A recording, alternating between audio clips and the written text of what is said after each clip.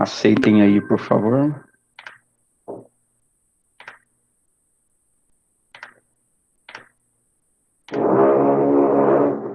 Professor, Sim. essas gravações vão ficar disponíveis onde? No YouTube, eu coloquei lá no Moodle já. Vocês No viram? Moodle? Quem não acessou. É porque não acessou o Moodle ou porque não está visível lá? Mas ela está lá no tópico 1, que eu chamei de tópico 1, que são as atividades dessa semana. Eu já, Tá ok. sim, Ah, aí agora eu vi. lá tem o link da aula da semana passada, por exemplo, da quinta-feira, né? Ah, agora eu vi. Então eu vou, assim que eu Obrigada. fizer o carregamento no Isso. YouTube, eu vou colocar o link lá para vocês. Professor, Sim. você começou a contar na aula de quinta-feira passada? O que exatamente? A gravação? É, Foi, eu não gravei a de terça, né? E eu esqueci de pegar o livro do e Feynman. Só um segundinho, eu vou pegar ele. Mas pode falar. quinta-feira eu tentei acessar, mas não tava indo, meu celular não estava conectando, nem meu computador. Então, com Tá. problema de internet. Certo. Não, mas é só porque terça a gente não teve uma discussão de conteúdo mesmo, né? Então eu nem coloquei para gravar. E quinta-feira, sim. Mas eu vou gravar todas, eu vou gravar as terças e quintas. Então, mesmo. Mas só terça que vale presença. Quinta é só para quem. Porque vocês vão ter que assistir de qualquer forma para terem o conteúdo, né? Então, quem quiser já assistir no momento em que a aula estiver acontecendo, ou se vocês quiserem assistir depois. Bom, assistir Ah, depois, professor, assistir na hora é mais interessante para mim, porque né, é estranho dar aula para ninguém. é que Eu semestre prefiro. passado não teve aula na quinta, né? Não, não teve. Mas eu resolvi dar as aulas agora. Porque. Mas assim, para a disciplina de conceitos de física não teve tanto problema. Mas para as outras disciplinas, 60 minutos por semana não dá para nada. As disciplinas que têm contas mesmo, isso aí é loucura. Nossa, minha professora de história não colocou nada, nenhuma mensagem, nenhum aviso, nem nada. É a segunda semana Mas, de aula e não tem nada na grade dela, não tem tarefa, não tem nada. mas mesmo que vocês, por algum problema, não consigam assistir a aula, eu vou colocar lá toda semana. As aulas de terça e quinta gravadas. Só se eu tiver o problema, aí não tem nem como eu pôr. Pera aí, só um pouquinho.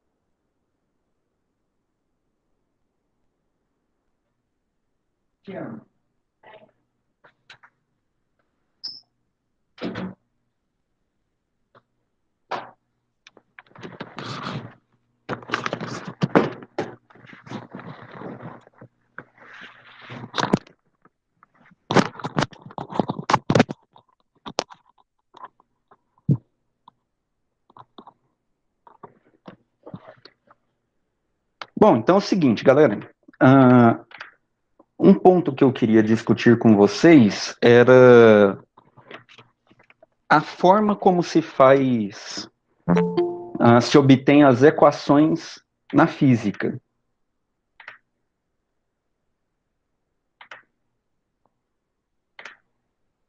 Na física a gente usa muito a matemática, é uma ferramenta muito útil para a gente. Mas mesmo que ela seja útil, ela não garante nada.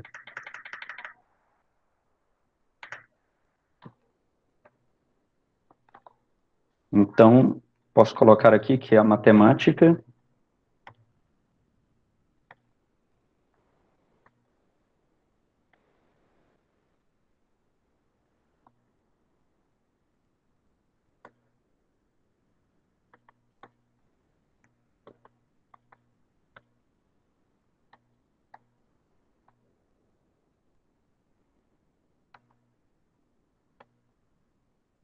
ela serve de guia no desenvolvimento das teorias.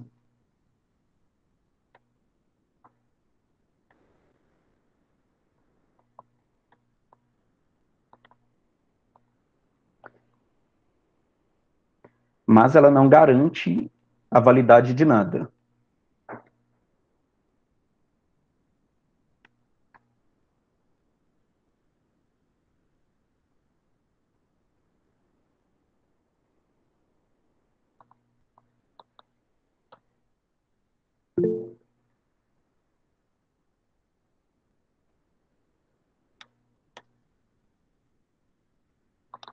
Eu vou explicar melhor.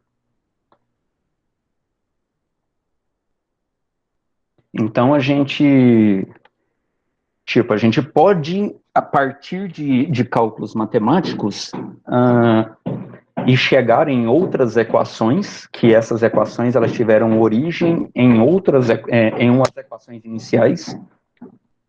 Então, você parte de umas equações base, tipo, você tem equações fundamentais.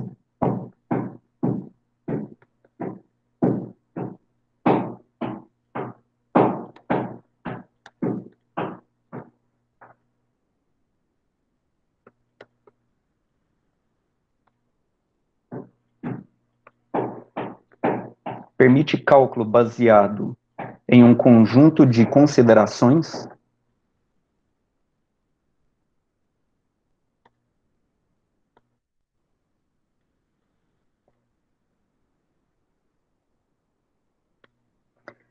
Equações fundamentais que permitem cálculos baseados em conjuntos de considerações, a partir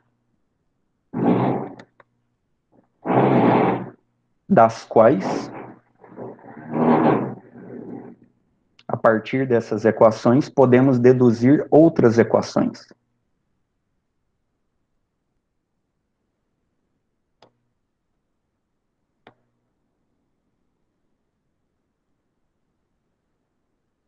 É quando a gente fala assim, temos algumas equações na física, e a gente vai falar da demonstração dessas equações. Vocês já viram algumas demonstrações, quem já fez algum curso superior aí da área de exata, alguma engenharia, já viu alguma demonstração, às vezes está habituado a ver demonstrações matemáticas. Então, só para lembrar que essas demonstrações matemáticas, ela é só para ver se a matemática está correta, ela não garante nada a respeito da natureza estar correta. Bom, é claro que a natureza, ela sempre está correta, né? O que não estará correto é aquela nossa teoria que tem aqueles cálculos matemáticos embasados nela. Então, tipo, mesmo no ensino médio, a gente tinha muito disso de provar matematicamente alguma equação. Tipo, colocava alguma equação lá, essa equação, ela serve, deixa eu tentar lembrar alguma equação da física, que tinha demonstração, ou nada na física tinha demonstração. Vocês lembram de alguma? No ensino médio? Da velocidade. A velocidade, né? Consiste no AV igual a V0 mais AT. Sim. Você pode dizer... Professor, tem a massa e força de aceleração. Oi? Também. A gravidade, aquele que você explicou era massa versus gravidade, é? Tem as leis de Newton, não tem? Sim. Faz parte da física. Por exemplo, vamos pegar a própria lei de Newton. F igual a m vezes A. Vou pegar essa daqui.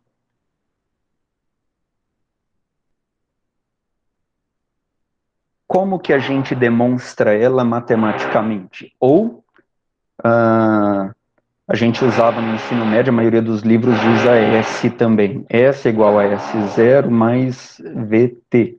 É o sorvete. Era a equação lá da função horária do movimento uniforme.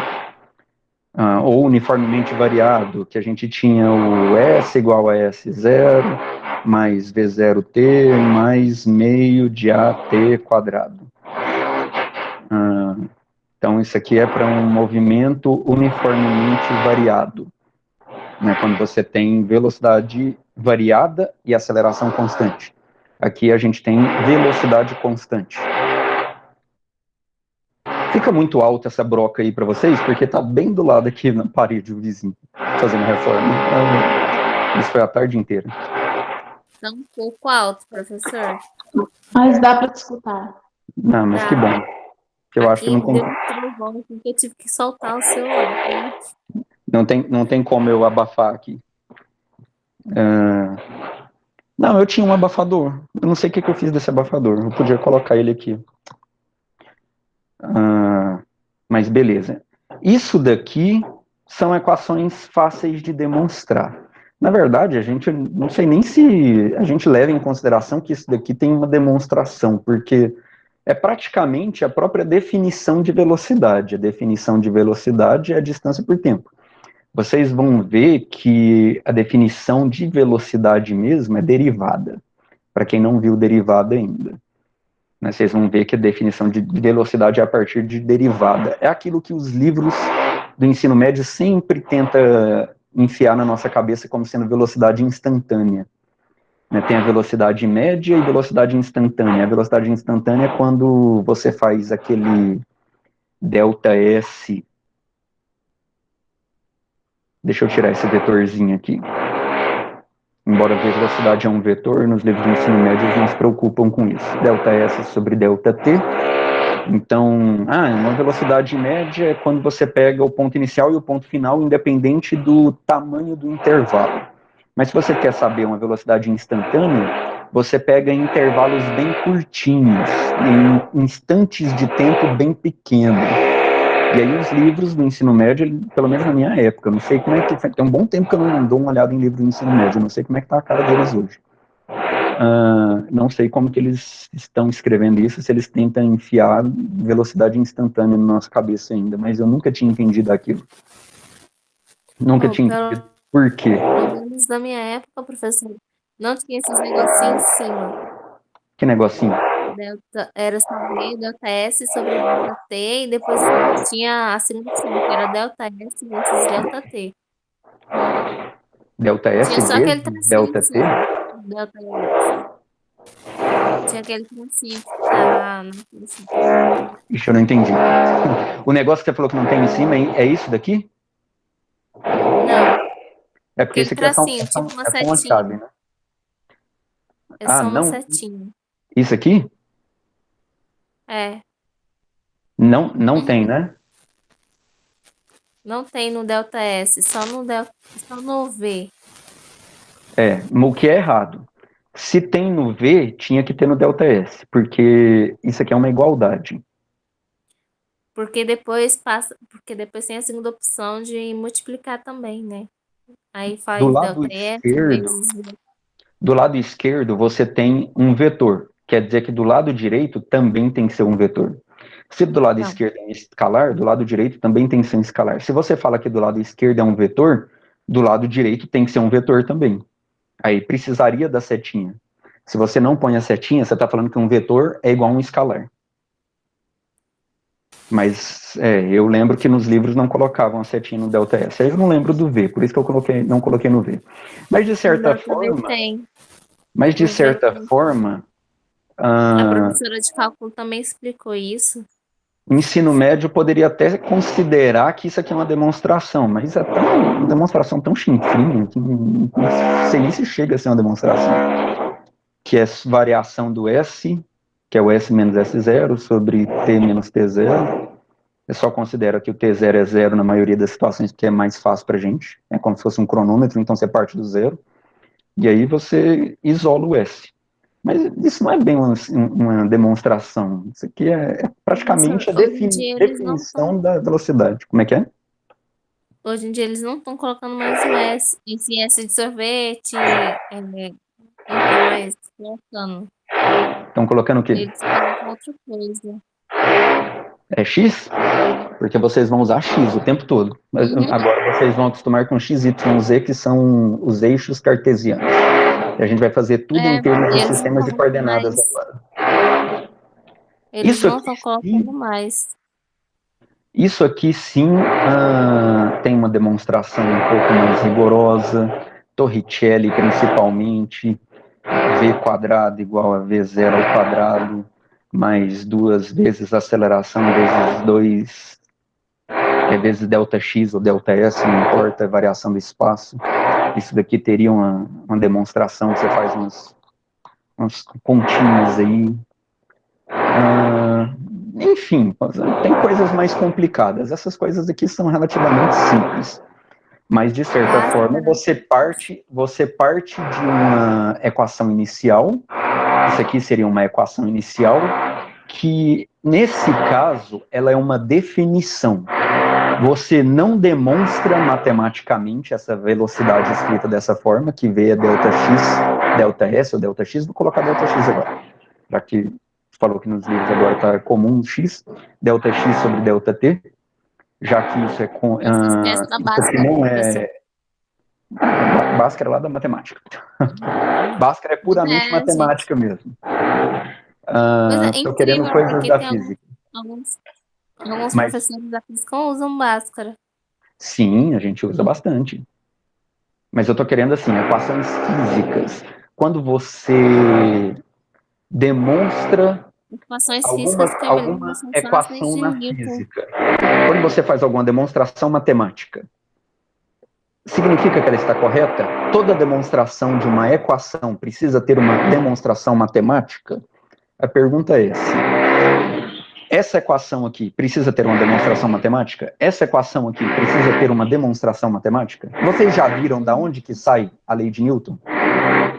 Quem já viu aqui da onde que sai essa equação? F igual a ma. A primeira, a segunda ou a terceira? Essa aqui, F igual a ma. Ela é a segunda. F igual a ma é a segunda lei de Newton. Força versus massa. A gente vê em matemática também. Vocês viram como demonstra ela? O que significa provar algo fisicamente?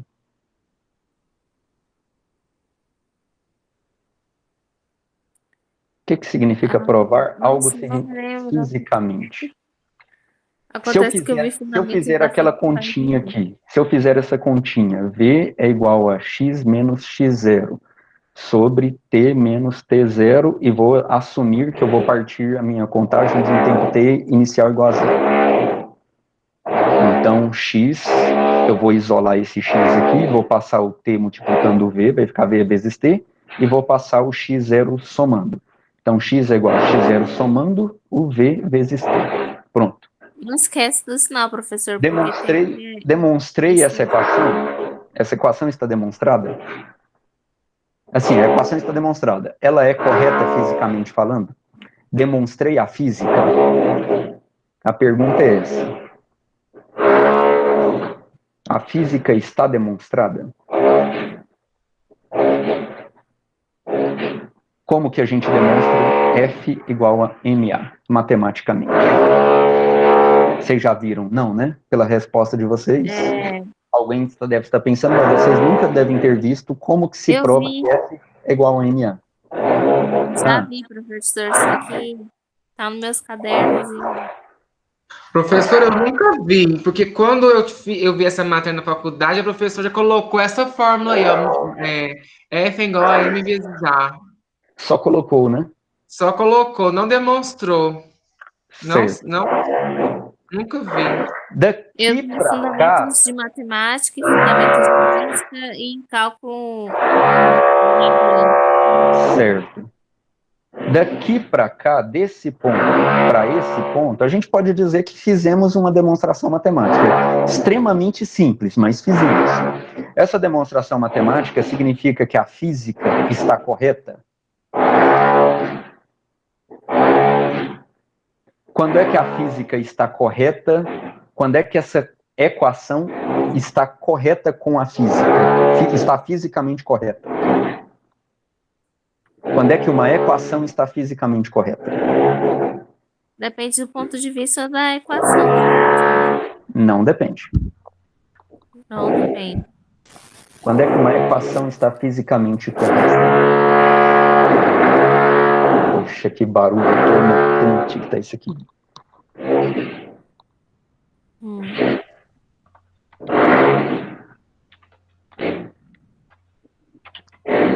fez um plim aqui. Quando ela é testada, quando ela é verificada em comparação com a realidade, quando ela... Peraí, Oi? desculpa, Regina. Desculpa, você vai ter que falar de novo. Quando ela é testada, Como é que é? Quando ela é testada na prática, né? Isso, quando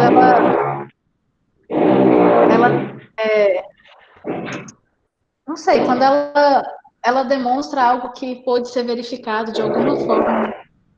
Sim, quando ela é testada, é bom isso, quando ela é testada. Você vê o que ela prevê e você compara com o que você obtém O Fred acabou de experimentalmente. comentar aí, professor. Pois é o que eu acabei de ver. Eu estou aqui fazendo a pergunta para vocês, só que é o seguinte, o que eu estou compartilhando com vocês agora é minha tela. O que vocês veem aí é o que eu vejo. Quando eu venho para cá, eu não estou vendo mais a nossa tela de diálogo. Então eu não vejo essa barra, essa aba aqui, ó, de conversas. Então quando eu venho para cá e estou usando isso aqui para escrever, se vocês quiserem me responder agora alguma coisa, sugiro que vocês liguem o microfone, porque eu não vou saber que vocês estão escrevendo. Mas deixa eu só ler aqui o que vocês escreveram. Tudo precisa ser validado por experimento. É isso aí.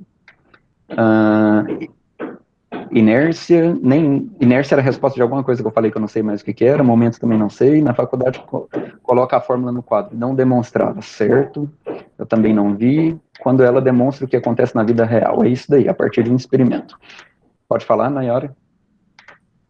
Lembra que no semestre passado, se não me engano, foi o Fred que fez aquele experimento do movimento retilíneo uniforme, que tinha que balançar aquele pêndulo? Não Tem é um alguma coisa retilíneo a ver? uniforme, é do pêndulo mesmo. Sim.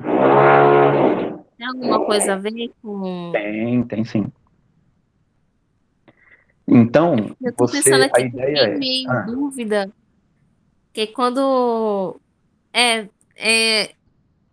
isso aí, Fred. O Fred acabou de dizer que tem a ver com a gravidade. É nisso aí que eu fiquei pensando aqui agora. Se aquilo lá tinha alguma coisa a ver com a força, a aceleração.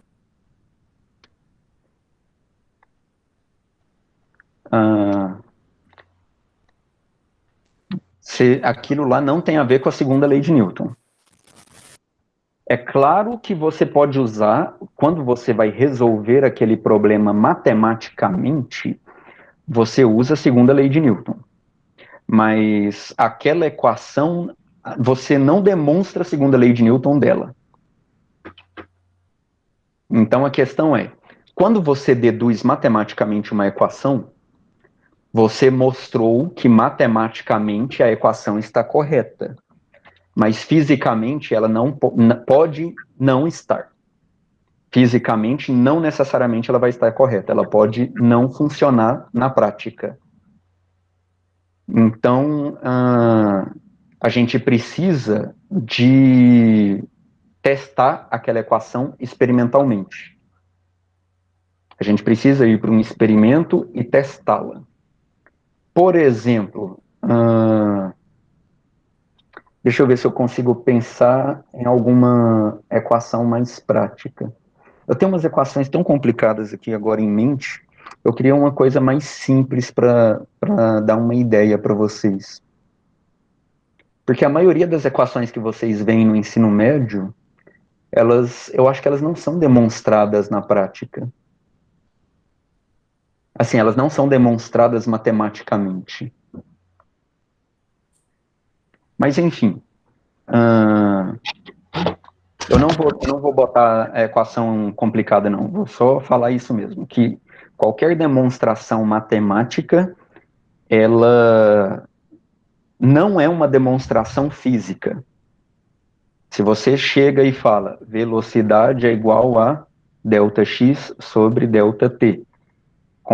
Consequentemente, velocidade é x menos x0 sobre t, porque estamos fazendo t0 igual a zero. Então, x é igual a x0 mais vt. A gente tem que pegar o que essa equação está nos mostrando. Isso aqui é o quê? Isso aqui é uma equação de uma reta. X é uma função linear de t, onde v é uma constante, x0 é uma constante.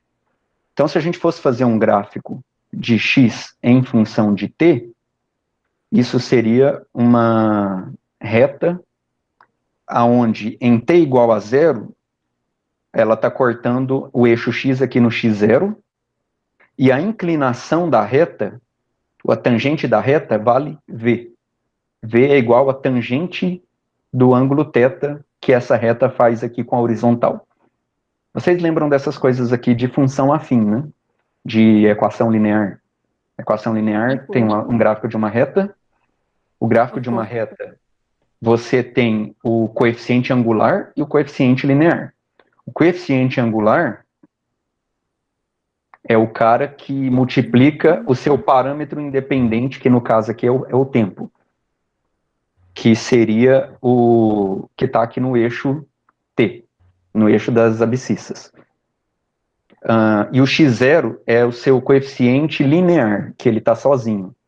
Ele é o valor que fala em que ponto que o eixo corta, que essa reta corta o eixo aqui da vertical, que é o eixo da ordenada, o eixo ordenado.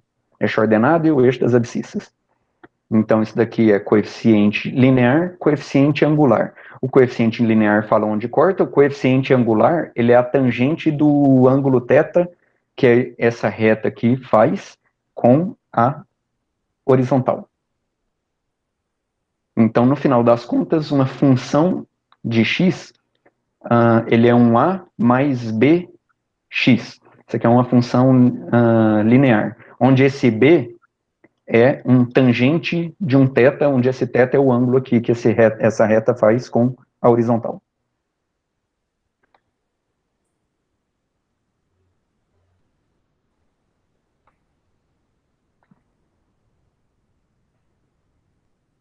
E aí, tipo, o que essa equação está nos contando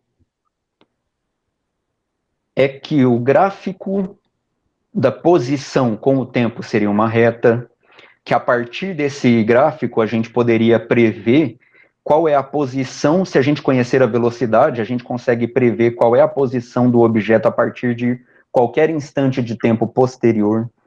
Então a gente fala, a cada segundo, qual é a posição do objeto? A gente consegue mapear ponto a ponto, em cada instante de tempo, a posição do objeto.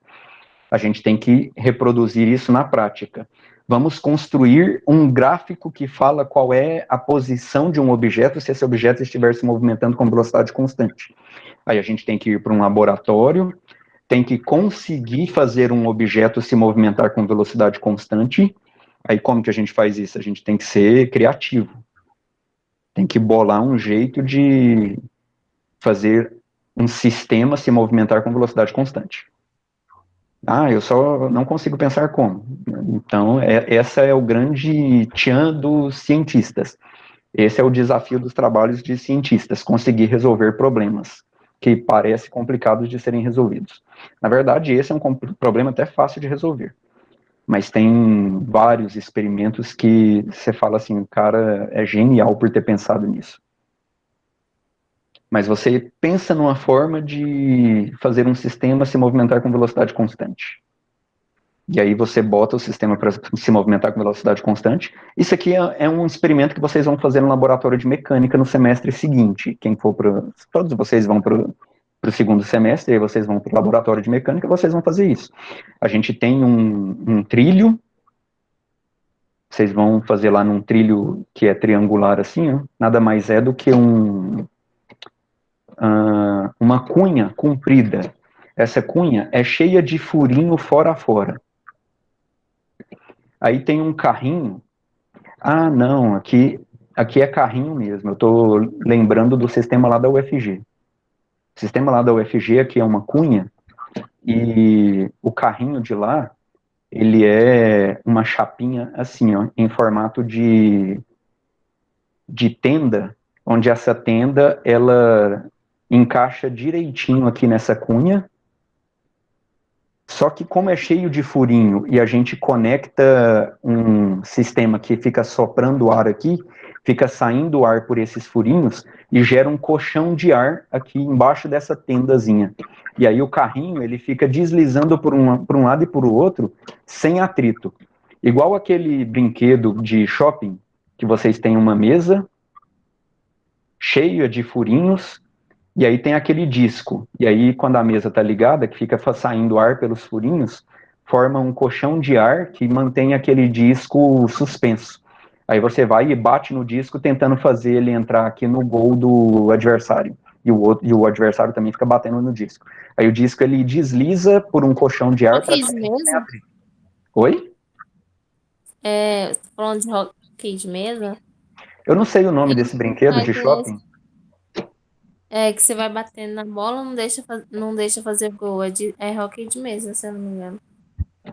É hóquei de mesa? É um disco, né? Não é uma bolinha, né? Ele é um disco e a mesa é toda furadinha, parece uma mesa de sinuca, só não tem os buracos de sinuca. O que tem é um rasgo aqui, ó, pro disco entrar dentro. Como se fosse um gol mesmo. Deve ser hóquei de... Faz sentido ser hóquei de mesa, parece muito hóquei. Então, o colchão de ar faz esse carrinho levitar e deslizar para um lado e para o outro com atrito desprezível. E aí a gente coloca sensores no meio do caminho. Você pode colocar nesse carrinho uma varetinha assim, e aí coloca alguns sensores. E aí põe esse carrinho, dá uma pancada nesse carrinho, levitando sobre um colchão de ar, só que aqui no IFG não é colchão de ar, é um carrinho de rodinha mesmo. Então o atrito é um pouquinho maior do que do caso do colchão de ar, mas mesmo assim o atrito é muito bom, muito pequeno. Dá para fazer esse experimento bem. E aí essa varetinha, ele vai passando nos sensores quando o carrinho vai andando. E você vai marcando a posição do que o carrinho está em cada instante de tempo. Então, como os sensores marcam a posição, o sensor fala quando é que o carrinho passa lá, em que instante de tempo que o carrinho passa. E aí você mapeia, cria um gráfico de X em função de T. E aí você marca pontos de qual é a posição do sensor e qual instante de tempo o carrinho passou lá. E vê se esses pontos dão uma reta. E aí vê se bate exatamente com a previsão dessa equação aqui, vê se na prática dá uma reta. Então essa equação prevê que o movimento do espaço percorrido em função do tempo seja linear, o gráfico seja uma reta. Você precisa verificar isso na prática. Você precisa colocar um objeto para andar com velocidade constante, monitorar cada instante de tempo, em cada posição que o objeto está em cada instante de tempo, e ver se o gráfico dessa posição em função do instante de tempo dá uma reta também. Por exemplo, é uma forma de você verificar se bate a previsão matemática da equação, se bate com a realidade. Esse experimento aí lá da UFG ou do IFG, esse modelo aí? Com o colchão de ar é da UFG. Aqui do IF é carrinho com rodinha mesmo, não é colchão de ar. E uma pergunta, esse aí do colchão de ar, qual é a margem de erro dele? Eu não lembro não, mas porque na época que eu fiz ele, quando eu era aluno, eu era muito burro, e eu não soube estimar a margem de erro. E aí, agora que eu consigo ir lá e tentar olhar ele e estimar a margem de erro, eu nunca fiz isso. Então, não sei. Entendi. Falou. Então, de qualquer forma, mesmo que vocês vejam uma demonstração matemática de uma equação física, aquela demonstração só prova que a matemática não está errada, mas não prova que a natureza segue aquela equação. Matematicamente pode estar tudo certo, mas pode ser que as considerações iniciais feitas, porque na hora de você começar a fazer as demonstrações, em geral a gente faz algumas considerações que simplificam as contas. Você assume algumas coisas, você toma algumas coisas como verdade. Pode ser que as suas considerações iniciais estejam erradas. E aí você precisa voltar, rever o seu modelo, rever as suas considerações iniciais e começar a fazer as contas de novo. Porque matematicamente as contas estão corretas, mas aquela equação que você obteve onde a matemática está toda correta, a natureza não obedece ela. Então, você consegue fazer uma conta matemática toda bonita. Você consegue fazer uma conta matemática que parece estar tudo ok, mas o fato de uma equação estar matematicamente correta não garante muita coisa, viu, em termos de ciência. A matemática, ela serve para nos dar dicas. Uma coisa é, você faz contas, obtém equações, e aquelas equações, se você obteve ela a partir de considerações razoáveis, você tem uma sugestão de que é possível que aquilo esteja correto, mas você precisa testar. A demonstração matemática não garante. Essa equação aqui, ela não tem demonstração matemática. Ela é o que a gente chama de uma equação empírica. A palavra empírica está relacionada com experiência, experimento. Ela é uma equação experimental. Tanto que tudo na física, né, professor? A gente tem que fazer uma experiência para poder ter certeza se tá certo ou errado, né? Tudo você tem que fazer experiência, mas nem todas as equações saem de experiência. Tem equações que você obtém ela do que a gente chama de método de primeiros princípios. Primeiros princípios é quando você parte de equações que já foram validadas. Por exemplo, você parte da lei de Newton, aí você faz conta, uma contaiada lascada e chega numa equação. Aí você fala, será que essa equação está certa? Aí você precisa fazer um experimento para validar realmente aquela equação. Mas aquela equação não foi obtida experimentalmente, ela foi obtida matematicamente. Você só precisou do experimento para confirmar ela. Essa daqui, ela não foi obtida matematicamente.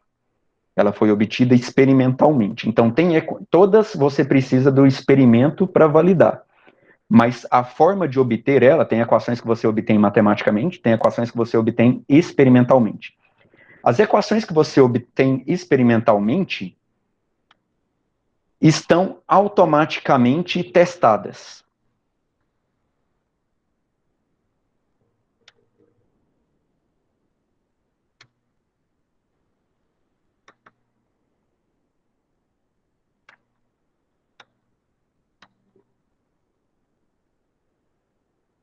Por quê? Elas não foram obtidas matematicamente para depois serem testadas experimentalmente.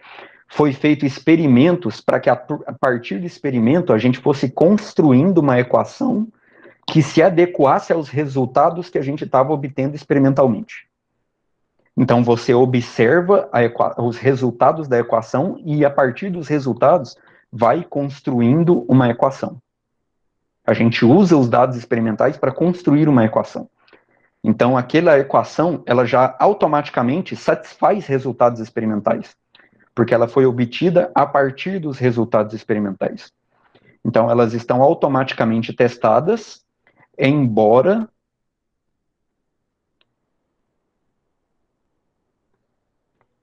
não necessariamente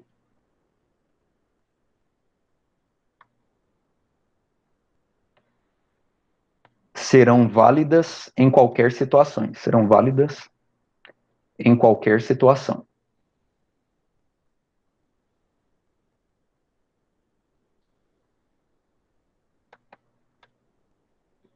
Vocês estão aí ainda? Estão, né?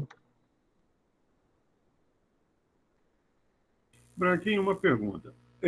Tem determinadas situações onde você parte do empírico, chega numa equação matemática, a partir daquilo ali, a revisão da equação matemática demonstra que, na verdade, o empírico estava defeituoso e, ao refazer, a equação passa a não ser válida.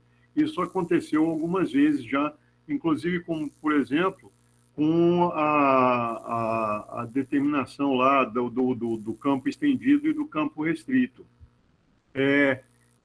Essa questão de realimentar isso daí, porque o empírico pode estar dentro de um contexto muito limitado ou por causa dos pressupostos?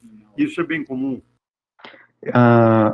Não acho que é tão comum assim, não tenho exemplos tão comuns para dar. Mas o que é o campo estendido e o campo restrito? A relação da curvatura do espaço com a alteração da massa quando a velocidade tende a C e o tempo tende a zero. Esse é um dos casos, não é o único. Depois, por exemplo, na curvatura da energia... Sim. Entendi. Deixa eu ver se isso é comum. Não acho que seja tão comum assim, porque quando a equação empírica ela é obtida, já se tem uma noção do limite de validade dela. Sabe, o limite de validade dela não é vago. Tipo, eu obtive essa equação, mas eu não sei em que situação ela é válida. Entendi. Você já tem o domínio da função determinado na medida em que você faz o experimento. Já tem o domínio de quais são os limites que você traçou das suas considerações iniciais. É claro que, no caso do Newton, não existia nenhum indício do porquê que essa equação não seria válida em altas velocidades ou em altos campos gravitacionais. Então, esse é um caso, tipo, bem à parte, né? É um caso bem porque, por exemplo, quando você vai calcular a órbita de Mercúrio, você não consegue calcular a órbita de Mercúrio, a não ser que você compute na órbita de Mercúrio a diferença do tempo da influência da gravidade. Não é nem a questão da gravidade, mas a deformação que a gravidade causa no campo. Sim. Não, mas é a questão da gravidade. É justamente o fato da gravidade ser intensa, né? Isso que gera a deformação do espaço-tempo. Isso, só que a gravidade é intensa, mas a deformação acontece numa unidade de tempo, ela não é instantânea, a deformação da gravidade. Por isso que ele é difícil de calcular. Aí, quando você tenta calcular, não dá certo. Aí não está considerando que a gravidade tem um retardo na ação. Aí, quando você incorpora o retardo na ação, mas isso acontece por quê? Porque o massivo solar é muito grande em relação à massa de Mercúrio, e as distâncias entre os dois causam com que essa distorção de tempo vá ser influenciada. Sim. É isso mesmo.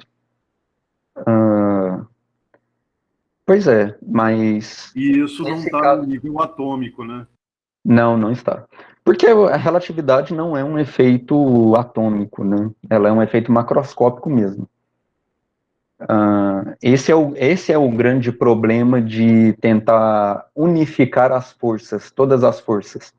Conseguiram unificar as forças nucleares e a eletromagnética, porque elas são fáceis de serem unificadas em nível atômico, mas a gravitacional, onde a relatividade descreve bem a nível astronômico, é difícil casar a quântica com o astronômico. Sabe, colocar o gravitacional no quântico é muito complicado isso. E aí, essa é a questão aqui dessa nossa discussão. Matematicamente, você pode fazer demonstrações, mas a física como ciência só bate o martelo de que aquele conceito e aquela teoria está correta se você conseguir demonstrar experimentalmente. Aí eu volto àquela discussão nossa. Teoria das cordas é uma teoria que tenta unificar todas as 4 forças da natureza. Tenta unificar forças nucleares, que são 2 forças nucleares, e eletromagnética, que já era unificada pela eletrodinâmica quântica, com a gravitação. Então, a teoria das cordas é uma teoria que tenta juntar esses dois, tenta juntar o mundo quântico, que se dá bem com essas três forças, as duas nucleares e a eletromagnética, com a gravitação, que se dá bem com a relatividade geral de Einstein. E aí vira a teoria das cordas. Só que essa teoria das cordas, ela é uma teoria puramente matemática. O que eles fizeram? Eles foram adequando as contas até as contas darem certo. Até eles conseguirem matematicamente adequar as equações e fazerem com que as equações da quântica e da relatividade se casem numa única teoria. Só que para isso eles precisaram fazer um monte de considerações estranhas. A questão é, as considerações que eles precisaram assumir como verdade são verdade? Eles precisaram assumir a existência de algumas coisas, de algumas dimensões estranhas, o comportamento de alguns filamentos de energia com algumas vibrações específicas. E com isso, eles conseguiram fazer com que a matemática desse certo. Só que isso não prova que a teoria está certa, o fato de conseguir fazer a matemática dar certo. Então, esse é um exemplo muito bom de uma teoria onde eles trabalharam muito para fazer a matemática dar certo. E qual que é o problema dessa teoria? É que eles trabalharam muito numa teoria que só consegue prever aquilo que a gente conhece. Até agora, tudo que essa teoria consegue prever é coisas que a gente já sabe. Então, o que eles fizeram foi adaptar uma teoria a tudo aquilo que a gente já conhece.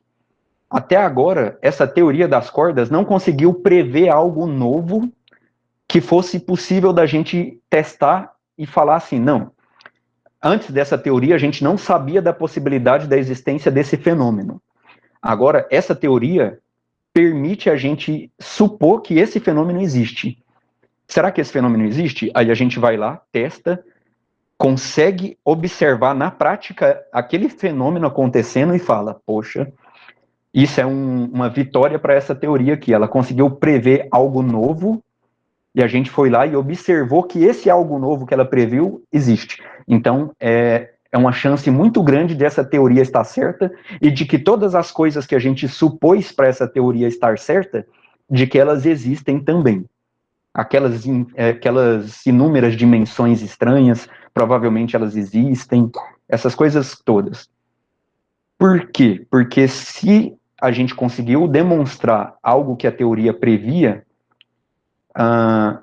é uma chance muito grande de que a gente está num caminho certo, que as suposições foram feitas de forma correta, e não é só a matemática que está certa. Sabe, que toda a teoria, todas as considerações teóricas também estão. Mas até agora, nada mais é do que uma teoria matematicamente bonita. Tanto é que o livro chama Universo Elegante, porque ele se refere a uma teoria que ela é elegante matematicamente falando. Mas ela não prevê nada novo que a gente possa testar essa teoria. Até agora é uma teoria que tem muitos físicos que nem defendem que ela é possível ser testada. Fala que ela está mais no âmbito da metafísica do que física mesmo. Sabe, algo que não dá para ser testado. Mas é um exemplo bom. Pura matemática, ou seja, não tem certeza se a natureza se comporta segundo o modelo da teoria das cordas. Se os postulados da teoria das cordas existem. Não dá para a gente saber.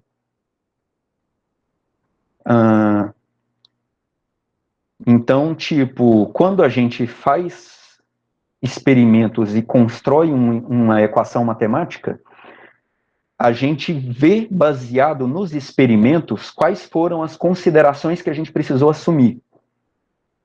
E aí, a partir das condições restritas que o experimento foi feito, a gente consegue falar, olha, não sei se essa equação ela é válida para situações além, situações que estão fora do regime em que esse experimento foi feito. Mas a lei de Newton, por exemplo, como que ela foi construída? E aí as equações empíricas,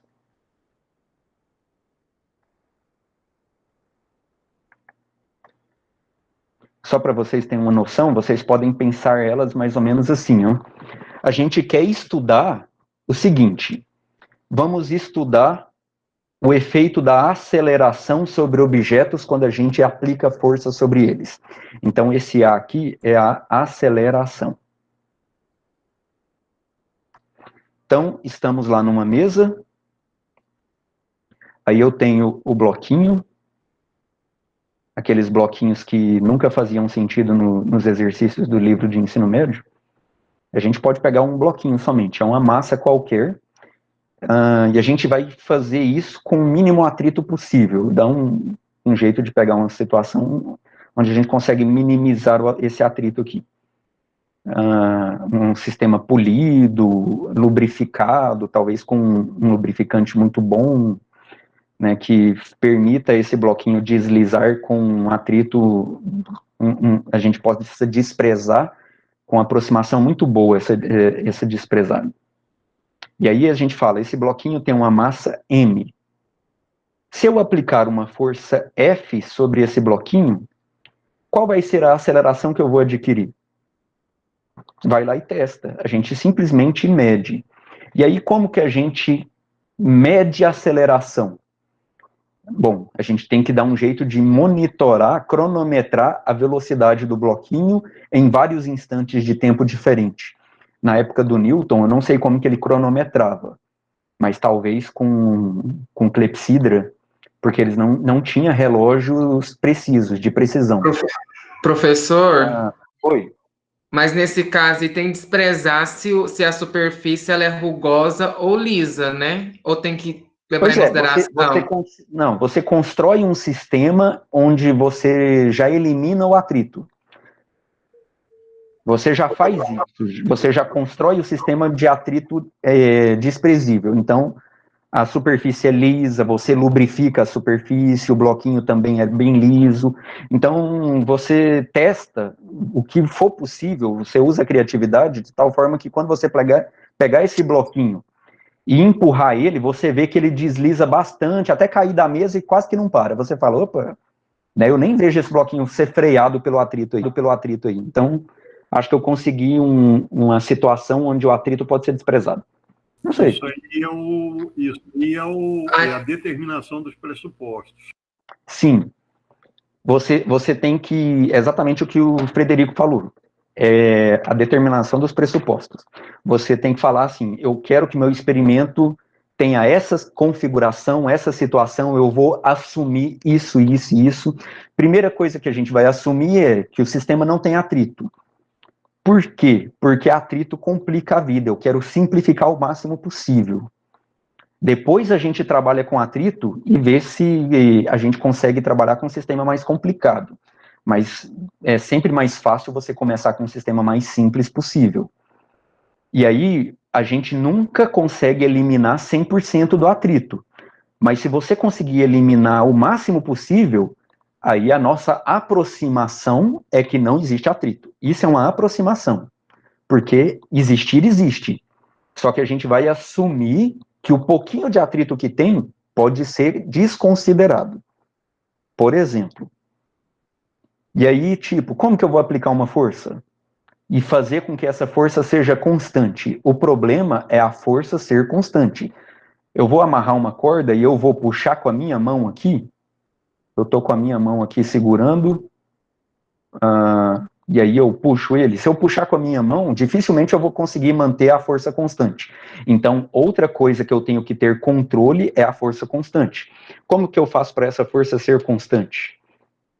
Bom, eu posso pegar uma cordinha que eu prendi nessa polia, uma cordinha bem fininha, tá? Uma linhazinha bem fina. Aí aqui eu prendo na ponta dessa mesa uma polia, uma roldana. Essa roldana também tem que ser com atrito desprezível, e aí a roldana serve para inverter o sentido de movimento da corda.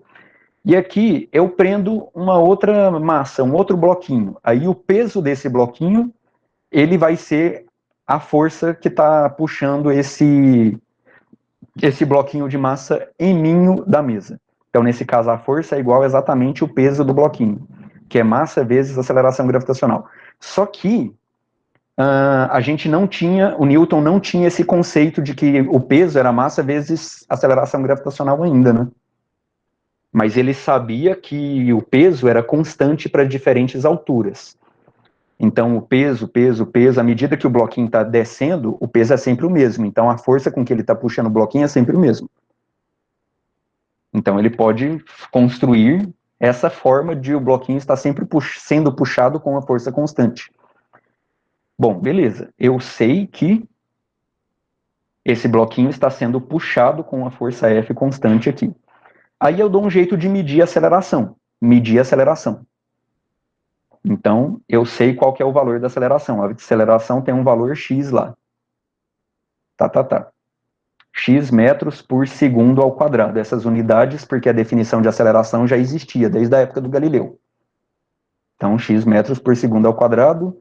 A unidade de força não existia, mas o conceito de força era algo meio vago ainda, mas eles tinham uma noção bruta do que era força, né? Uma noção prática, porque a gente já falava em força no dia a dia. Já sabia o que era algo forte, algo fraco, mas esse conceito de força em si, como uma grandeza física, era algo que estava sendo construído pelo Newton naquele momento. Mas como que a força vai ser descrita fisicamente, né? Era algo que ainda não estava bem claro. Mas ele saberia o seguinte: a aceleração tinha um determinado valor.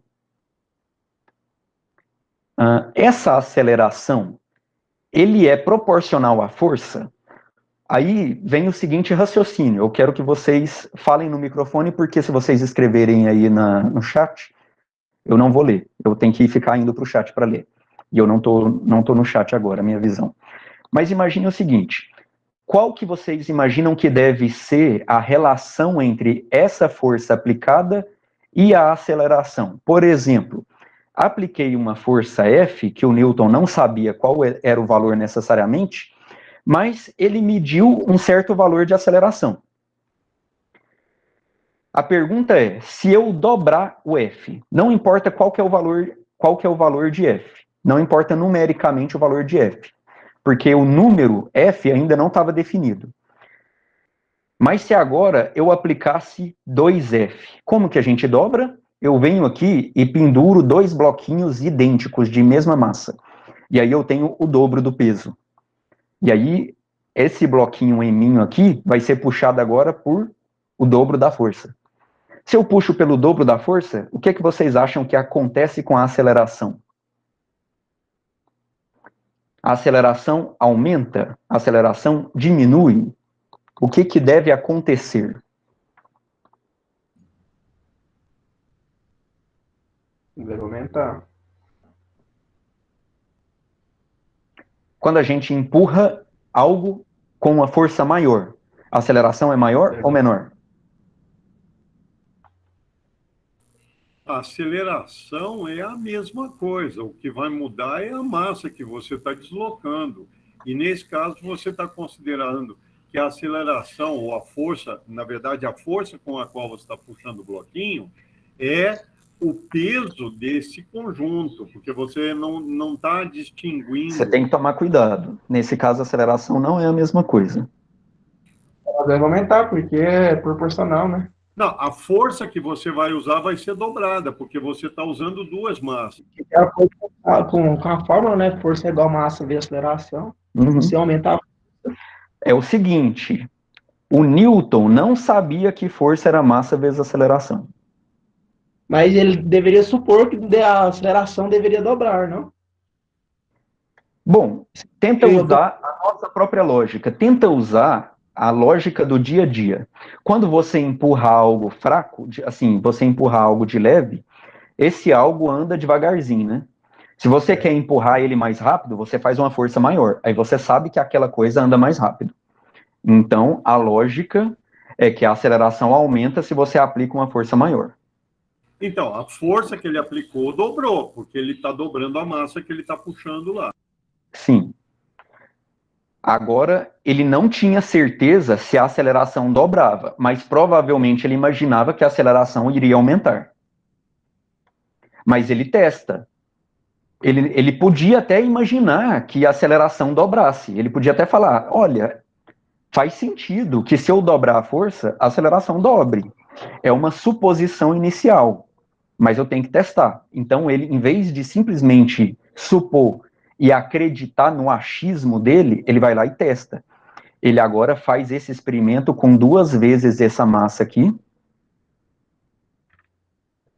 e avalia... E a lógica está absolutamente correta.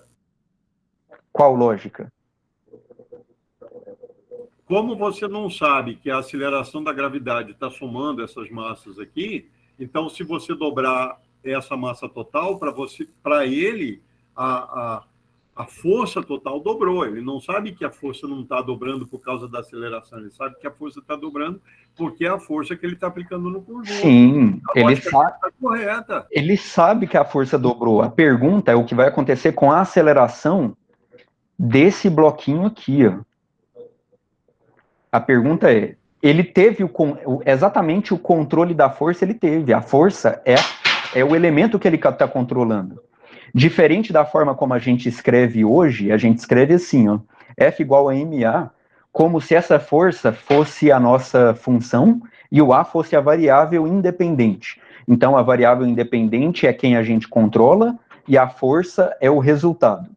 Mas, na prática, é mais fácil você controlar a força e estudar o resultado da aceleração. Então, a força dobrou, sim. A pergunta é, a aceleração vai dobrar? Aí ele vai lá e testa. O que ele testou? Que descobriu que deu 2 vezes x, metros por segundo ao quadrado. Então, realmente, a aceleração dobrou. Qual que é a conclusão dele? Força é proporcional à aceleração.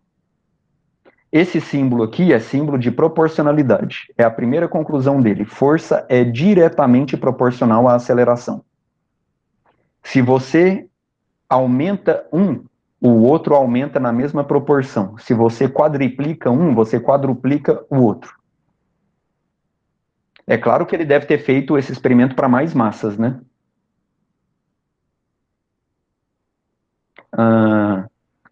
Não sei se vai funcionar sempre empilhando bloquinhos aqui, porque igual o Frederico falou, uma hora essa força aqui vai ser tão grande, a massa desses bloquinhos aqui vão ser tão grande em comparação com esse ninho, que vai todo mundo cair sempre com a velocidade constante de g, e aí você não consegue afetar mais a aceleração, mesmo que você aumente a força. Então, talvez tenha que pensar em outro arranjo, tem que pensar em outra forma de controlar a força. Então, experimentalmente você tem que ver como que o arranjo funciona. Então, na verdade, já tem um problema experimental aqui, que é essa questão que o Frederico colocou no início. Dá uma impressão que ele vai cair sempre com a mesma aceleração. Não vai, mas se você for colocando mais bloquinhos, mais bloquinhos, mais bloquinhos, a tendência é que uma hora ele comece a cair com a aceleração constante, independente de quantos blocos a mais você coloque aqui. Ó. Então, esse arranjo não permite você ter um controle de qualquer forma da força que você está aplicando nesse bloquinho. Então, você tem que criar outra forma de ter um controle da força. O Newton teria que saber disso, senão ele poderia chegar a uma conclusão errada usando esse experimento. Mas, de qualquer forma, ele chega numa conclusão de que força é diretamente proporcional à aceleração. Vamos fazer uma outra análise.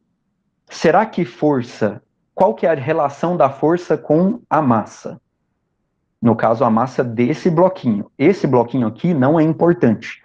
Esse bloquinho aqui, na verdade, só é importante para a nossa força aplicada. Então, agora, eu volto à minha força inicial F', e tipo, se eu dobrar a massa, se eu vier aqui e empilhar outro bloquinho desse, idêntico, um em cima do outro, e aí eu dobrei essa massa em mim, o que será que acontece com a aceleração?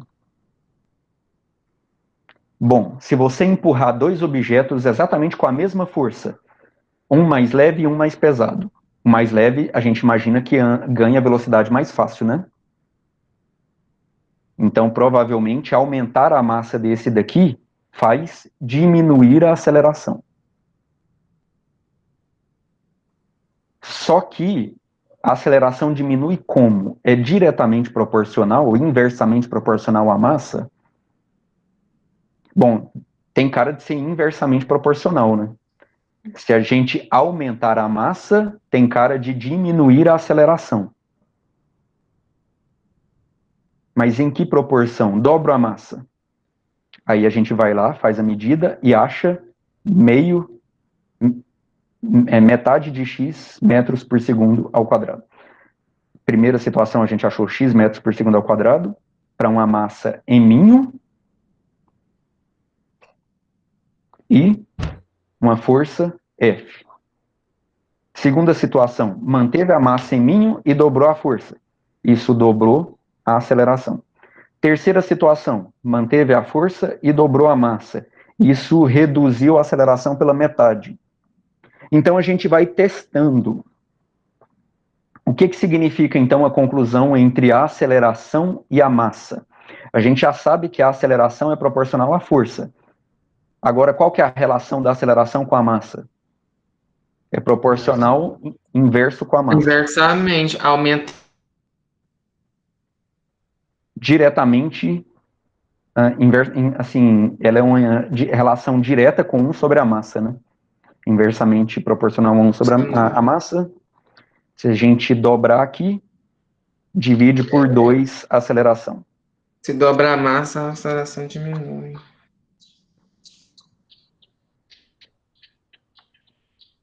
Então, até o momento, a aceleração pode ser escrito como F sobre m. O produto aqui é porque a gente está identificando a relação da aceleração com cada termo separado, com a força e com a massa. Então, a aceleração é igual a força vezes 1 sobre m. Então, o fato de multiplicar não afeta. O fato de multiplicar não afeta a relação que a aceleração tem com a massa e a forma como a aceleração tem, a relação que a aceleração tem com a força. Tem que ser multiplicado, não pode ser somado, por exemplo, não pode ser força mais 1 sobre m. Por que não pode ser força mais 1 sobre m?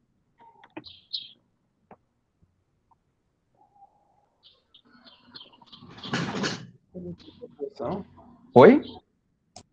Não é porque é uma relação de proporcionalidade? Você perde a proporção, né? Quando você dobrava a força, isso tinha que dobrar a massa. Só que, como fica esse 1 sobre m, você não dobrou a massa aqui, ó. Só pelo fato de multiplicar só a força. Você teria que multiplicar esse 1 sobre m aqui também para a aceleração ter dobrado. Estava virando uma função. Então, para manter a relação de proporcionalidade, os dois têm que estar multiplicando. Se você dobrar só a força, você está dobrando tudo aqui. Então, você está dobrando a aceleração, porque a aceleração é tudo que está aqui. Se você está dobrando a massa, você está dividindo tudo por 2. Então, você está dividindo a aceleração por 2. Então, você mantém a proporção. Então, por enquanto, até agora, a relação é que a aceleração é diretamente proporcional à força e inversamente proporcional à massa. E aí você tenta testar, tipo, o que mais pode afetar o movimento, além da massa do objeto e a força que está sendo aplicada sobre o objeto. Forças externas. Mas força externa é exatamente isso aqui, ó. Tá dentro das forças que estão sendo aplicadas no objeto. É desprezível, né? Igual você falou. Sim, atrito é desprezado. Ele não está vendo o chat, não, hein? Não tô. Pode acontecer da aceleração aumentar, a massa diminuir? Como assim? Não entendi. Diminuir mantém a força, se diminuir a massa, aumentar a aceleração? Não, porque, tipo assim, ó, a senhora falou assim que se aumentar a força, a aceleração também vai aumentar, né? Mas pode acontecer o caso da aceleração aumentar e a força diminuir?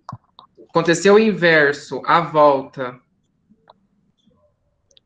Aceleração aumentar e a força diminuir, só se você mudar a massa também. Aí tem que mudar os dois. Aí tem que mudar os dois.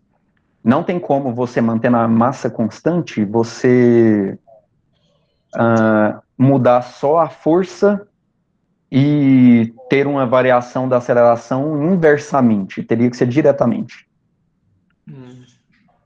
Não está falando de velocidade aqui, está falando de aceleração. Sim. Sim. Não tem como você diminuir a força e aumentar a aceleração. Aí essa igualdade aqui fica... Como é que você faz essa igualdade? Você buga ela. Você diminui o número de um lado, aumenta o número do outro e quer que continue sendo igual. Aí tem que diminuir, né? Sim, se você diminui de um lado, você tem que diminuir do outro também para a igualdade se manter. Prevalecer. Então, o Newton foi testando essas coisas experimentalmente até chegar nessa equação.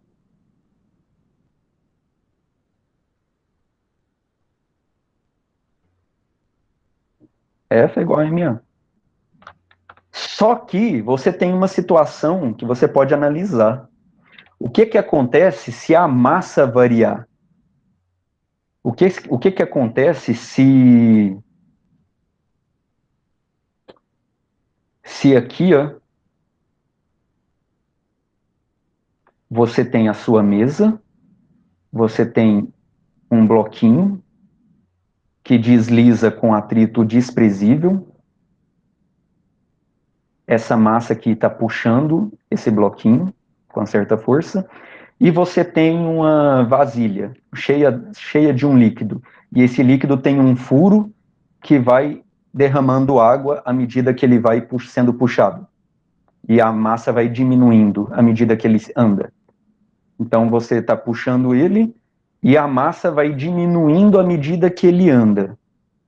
A força é constante, mas a massa não é constante. O que acontece com a aceleração? Bom, você pode até falar que continua valendo isso aqui, força igual a massa vezes aceleração, e na medida em que a massa diminui, a aceleração vai diminuindo, só que a aceleração diminui ponto a ponto, né? Mas vocês vão ver que, quando vocês verem Física 1 e verem derivada, que é mais correto a gente analisar a segunda lei de Newton em termos de derivada do momento linear, de P em relação ao tempo, onde o momento linear, P, é aquela quantidade de movimento que era falado no ensino médio, que é massa vezes velocidade. A força pode ser descrita como isso daqui, a derivada do P em relação ao tempo. E aí, se você está derivando, você tem massa saindo da derivada, aí a derivada da velocidade em relação ao tempo dá aceleração.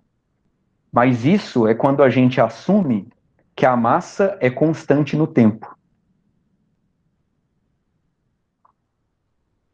Só que se a massa não for constante no tempo, a gente tem que fazer derivada do produto aqui. Eu estou falando para quem já sabe derivada, para quem já viu isso em algum momento. A força, então, vai ser derivada da massa em relação ao tempo, vezes a velocidade, mais a massa vezes a derivada da velocidade, que é a aceleração. Aparece esse termo aqui, ó. Velocidade vezes a derivada da massa em relação ao tempo. Enfim, essa parte aqui é uma curiosidade, que o Newton, provavelmente, no momento em que ele apresentou inicialmente a equação dele, não descreveu ela de forma completa na primeira vez, mas ele deve ter pensado nisso. Eu não li o trabalho dele completo, não sei se ele chegou a pensar sobre isso, mas eu quero ler depois para saber. Nossa, professor, ensino médio tinha tanta lacuna, eu não sabia disso. Pois é, se a massa variar, a massa pode variar enquanto você está aplicando a força. Nossa, porque simplesmente coloca a fórmula no quadro, explica uma aplicação e pronto. Você não sabe nem da onde. Agora que eu fui aprender essa fórmula de Newton. Aonde que tem uma situação em que considerar a massa variando é muito importante? O Fred deve conseguir pensar nisso rápido. ou não?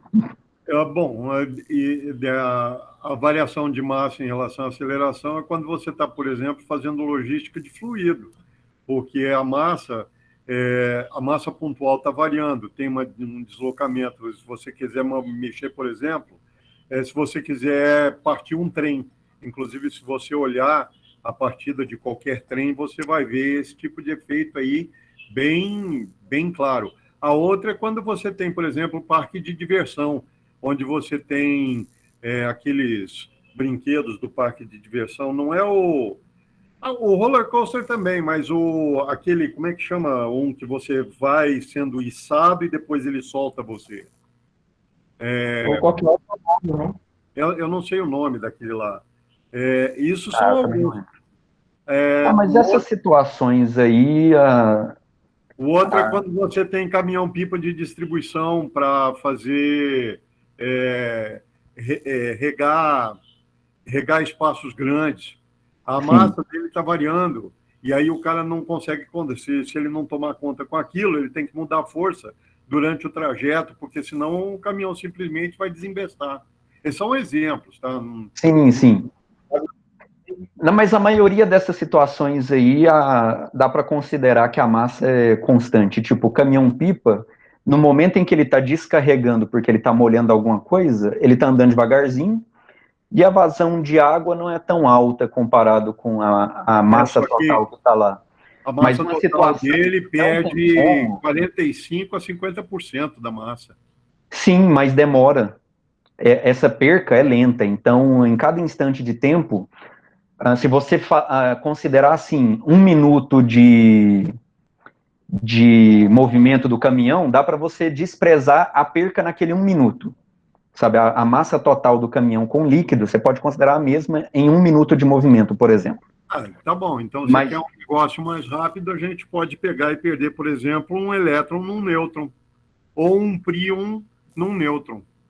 Não, a massa também é muito pequena. A massa do elétron é completamente desprezível no príon, não. Príon, não sei, deixa eu ver a massa do príon. Um príon tem, quando você se tirar um príon de um nêutron, você vai ter a massa equivalente.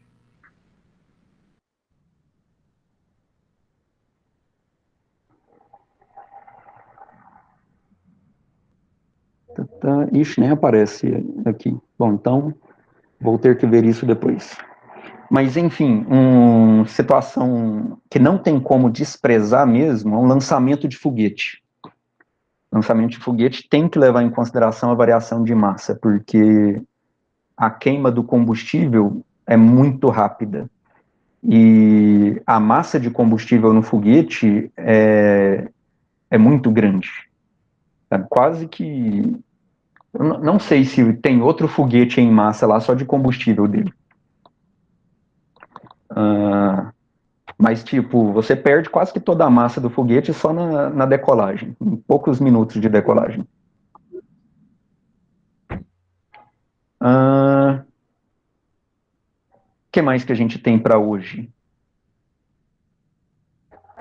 Então, só para concluir aqui, fica triste não, cara.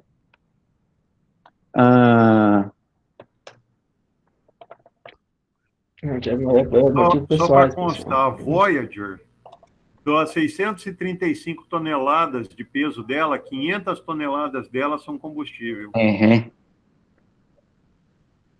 E ela perde esse combustível em 23 segundos. Foi muito mais do que eu imaginava de tempo, hein? Foi mais rápido do que eu imaginava. É rápido. As derivadas aí. Cadê a equaçãozinha do pêndulo? Poxa. Eu esqueci qual que é. É simplesmente 4π raiz de L sobre G, não é? Eu só queria lembrar, porque eu estou na dúvida agora.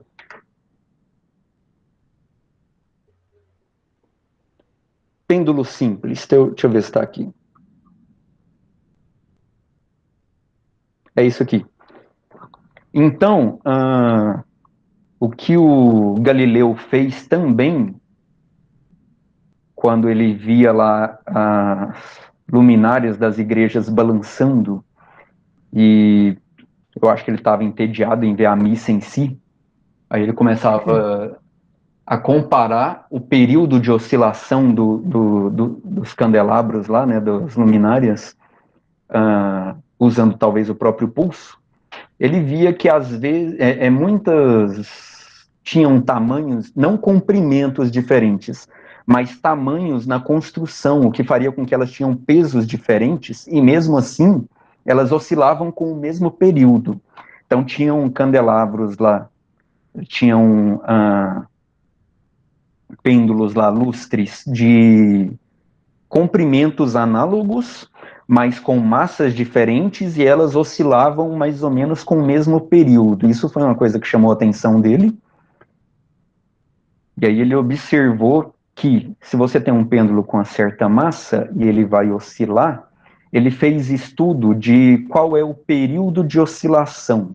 E o período de oscilação é exatamente o tempo que o pêndulo gasta para ir e voltar para o ponto de partida. E ele obteve a equação experimentalmente, que é 2π raiz de L sobre G. E isso é curioso.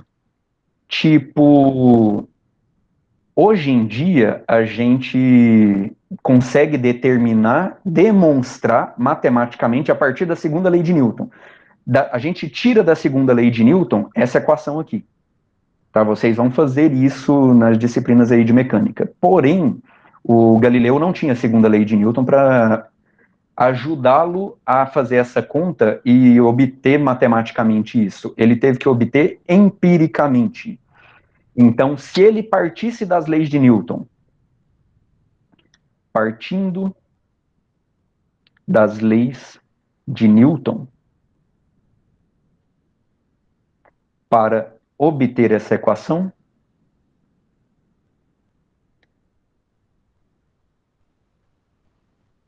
e aqui eu não sei se é esta ou se é essa, mas eu vou deixar esta mesmo, eu nunca aprendi isso. Eu sempre tento decorar e nunca decoro. Partindo das leis de Newton para obter esta equação, teríamos uma equação obtida a partir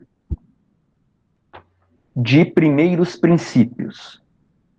Ou seja, a gente partiu de uma outra equação que permitiu a gente iniciar cálculos matemáticos e demonstrar matematicamente uma equação depois, a partir de primeiros princípios.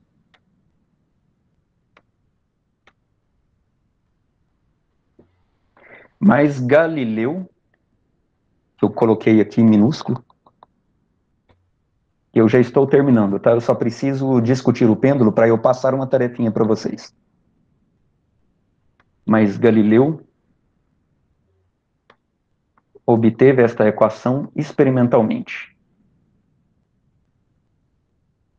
Então, para Galileu, isso aqui é uma equação empírica. Ele fez a mesma coisa que o Newton. Aquela discussão que eu estava falando. Você aplica uma força e mede. Como que é a aceleração? Mas e se eu aumentar a força? O que acontece com a aceleração? Você vai testando experimentalmente e vendo numericamente o que acontece com as grandezas. E aí, a partir dos números que você vai obtendo, você vai construindo uma equação. Mas Galileu obteve esta equação experimentalmente.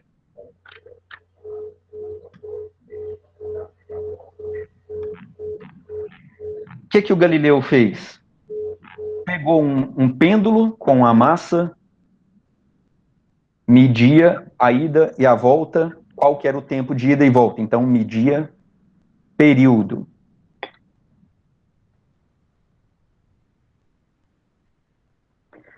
Mudava a massa.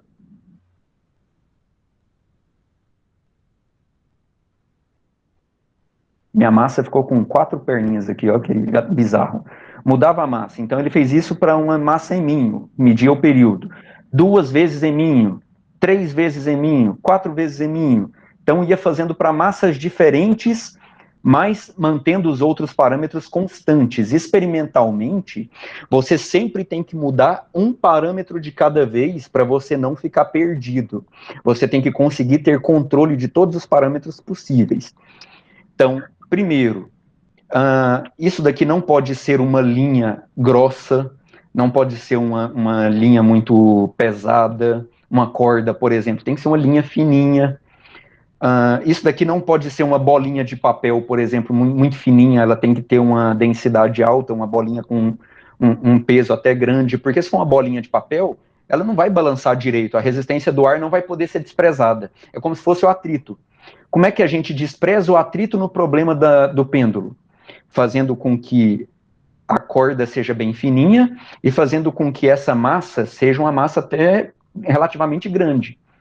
Uma bolinha de ferro de meio quilo. Uma bolinha de papel, por exemplo, a resistência do ar vai funcionar como um atrito muito intenso, vai bagunçar bastante o balançar dessa bolinha de papel. Então, não dá para desprezar o atrito, a resistência do ar, se for uma massa muito fininha, uma bolinha de isopor, por exemplo. Tem que ser uma bolinha bem pesada, bem densa. Então, uma bolinha de chumbo de meio quilo, numa corda de nylon, não sei se existia uma cordinha de nylon, mas uma linha de seda, uma linha de algodão, uma linha fininha que desse conta dessa massa. Então, você faz algumas oscilações. E aí ele mantinha esse comprimento da corda, mantinha o ângulo.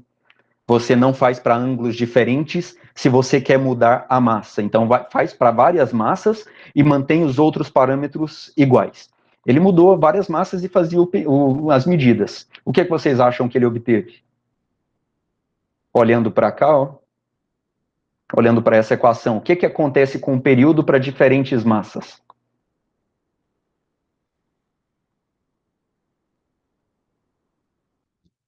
Não importa. Não importa a massa. Tá, aqui. Não depende da massa essa equação. Você pode usar qualquer massa, o período é sempre o mesmo. Não depende da massa.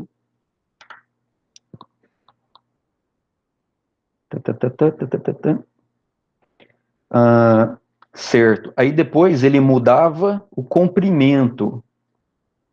Mudava o comprimento da corda.